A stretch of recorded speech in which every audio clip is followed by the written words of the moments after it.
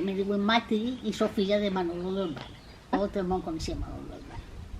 Té 50 anys per carrera, o de 40. Jo recordo de xicoteta que eren molt mals temps en el bar, treballàvem molt i les dones que teníem llogades eren de persones que els marits se n'havien anat després de guerra i estaven a soles i passaven a muntó. Entonces la gent patia molt. Jo era filla única, entonces tenien un bar y tenían faena.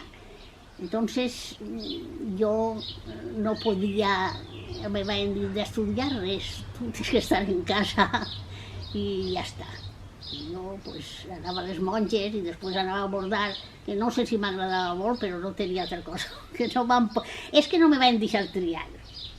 Entonces la gent no triava, les filles no triaven.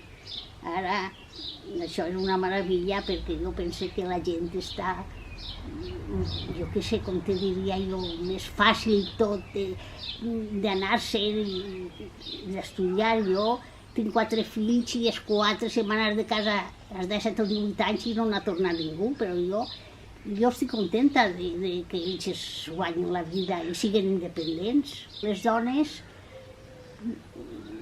per anar al cine havien de buscar una dona bona. Una dona bona era una persona que pareixia responsable perquè es veu que els joves no eren responsables entonces.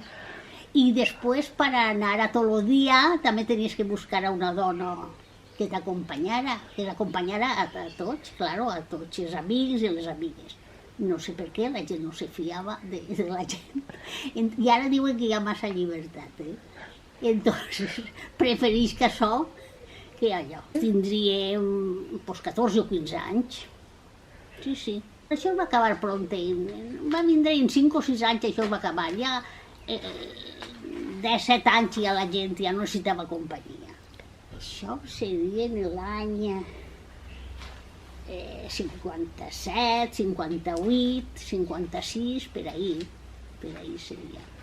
Me vaig clavar en associacions, que sempre m'ha clavat, no sé per què, però bueno, pues després, jo què sé, vaig tindre els xiquets, i després el xiquet anava al Severí, que entonces dia grup escolar, i me vaig clavar en l'Ampar, entonces, perquè, no sé per què, perquè m'agrada sempre clavar-me en les coses. Després de l'AMPA, entonces, era difícil perquè això que jo te dic, pues, seria l'any 74, 75, Després me vaig clavar ja en l'institut, perquè en les monges a mi no em feia gràcia clavar-me, entonces no em vaig clavar en l'associació. Després em vaig anar a l'institut i buscaven gent per al consell escolar. I vaig anar i el primer que em van preguntar, vens a apuntar-te pel teu marit? Jo vaig dir, no, vinc a apuntar-me jo. Vull dir-te que és que era aixina, no... I després també he estat més ames de casa. Sí, creia jo que era bo pel poble i era bo per mi també, perquè, jo què sé, jo pensava que estava fent una cosa que era bo per tots, i també vaig estar en la guarderia infantil, també. I després me s'ocorreix entrar en Esquerra Unida. Quan jo vaig entrar a Esquerra Unida, pues seria l'any 85 o per ahí, o 84, no sé, però només eren tot homes i només eren 2 o 3 dones. Entonces, vull dir-te que, a més, mos trataven bé, a les dones mos trataven bé, eren poquetes, però feien bé, anàvem a les reunions i pegaven cartells quan era l'hora de les eleccions, i primer anava més mal, però després me van dir, vols posar-te en la llista per l'Ajuntament? Jo dic, bueno, si no vaig de les primeres, bé. Claro, no vaig de les primeres, però vaig treure majoria absoluta i vaig eixir. Entonces, dic, bueno, pues mira, Entonces l'alcalde que va eixir, que era Alfred, diu, mira, com no hi ha regidoria de la dona, anem a fer regidoria de la dona i tu seràs la primera. Bueno, doncs bé, eren les eleccions del 2003. Les meves faenes eren... jo és que vaig tindre la sort d'entrar en un home que li deien Domènec Múrcia, era una bellíssima persona. Entonces, mos partíem, portàvem lo social i jo portava lo de la dona.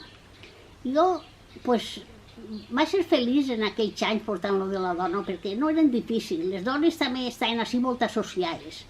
Estava una associació que es deia de Muca, l'associació de les ames de casa, i entonces no era difícil. Fa ja més de 20 anys jo recorde que l'associació de Muca ja feia cursillos de violència de gènere en aquell entonces, que era l'any 4 o 5, violència de gènere i d'autoestima. No anaven moltes dones, però n'anirien 15 o 16, però estava molt bé. Venien a fer-vos cursillos, i mos ensenyaven a que a vegades havien de dir que no, perquè la gent major i les dones no sabien dir que no. També quan venia ara, com el 8 de març, pues sempre fèiem reunions, alguna xarra, i venia la gent, però el que més excitaria, que jo em pense que això, no sé si ho faran ara, però era el sopar i el ball de les dones. Era una meravella. Anava a la biblioteca i portava els tiquets i anava al almacén i les ames de casa m'ajudaven molt i això era una festa que jo no sé si es fa però s'havia de tornar a fer perquè les dones també necessitaven, a part de la violència de gènere i les cursillos i tot, però també necessiten un poc d'alegria i entonces ho passaven de lo més bé.